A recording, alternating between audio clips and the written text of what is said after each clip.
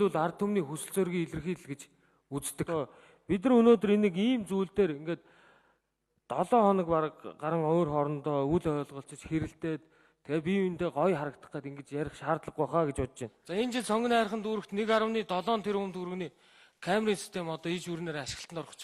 Энийний урсгал зардлыг хаана хариуцах вэ гэдэг нь бас л тодорхойгүй явж байгаа. Энийг заавал ашиглалтын сагчаадаг нэг ийм байгууллага энэ төр гаргаж ирэхгүй л бид нар техник технологийн дэвшлүүдийг нэвтрүүлж гэмтрэг эрх зүйн зөрчилтэй тэмцэх зүй усных. Гэхдээ энэ маань өөрөө эргээд цаанаа төсөвтэйгээ уялдсан ийм яваасаа гэдэг юм зөв цайдаа бас энэ ташрамт хэлье.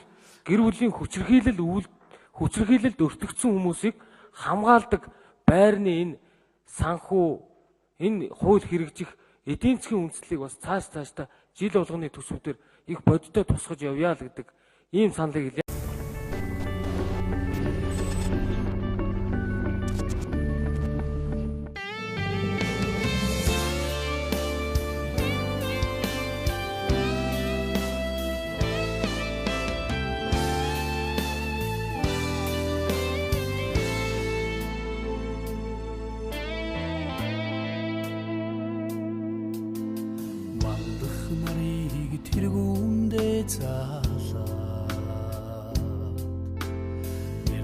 Туулын хөөд толцоо миний нутгийн шүтэн уулаа миний тэртэх сэтгэлд тодхоо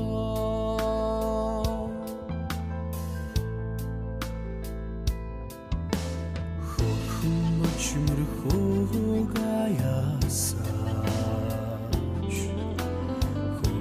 саран оргилдун сарсаа онгон байгалийн өршви бүтээр олондоо цуутай нутгийн улаа сонгон хайрхан содон улаа сонин